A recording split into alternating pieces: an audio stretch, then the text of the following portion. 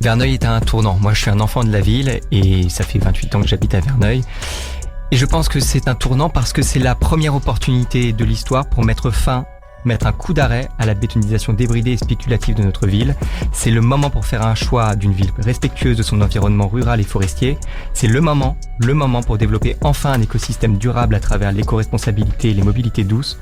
C'est le seul moment, parce que Éole c'est bientôt, enfin, pour relancer l'emploi. Et plutôt que de favoriser l'urbanisation résidentielle, favoriser l'implantation d'entreprises non polluantes. C'est le moment unique pour tourner la page de 19 ans de pouvoir sans partage de la même équipe et avec un vrai projet que nous avons apporté, mis sur la table, financé, budgété, travaillé.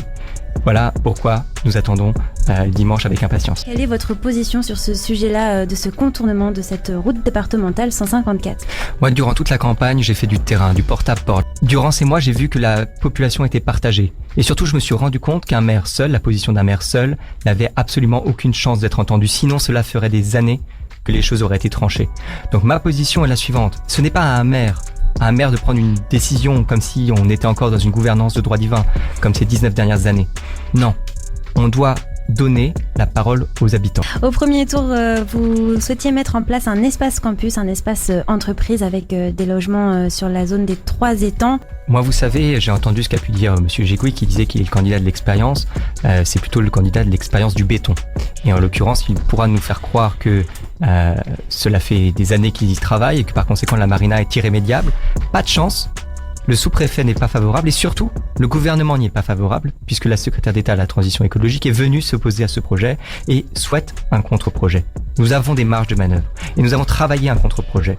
Un contre-projet avec des architectes, avec des urbanistes, avec les différentes institutions locales et même avec différents élus, je pense notamment au maire des Mureaux. Quelles sont les propositions que vous allez faire pour développer l'activité économique de la ville ? Dimanche, le choix qui se fait, c'est celui contre le béton, mais pour la nature et pour l'attractivité. C'était le cœur de mon programme.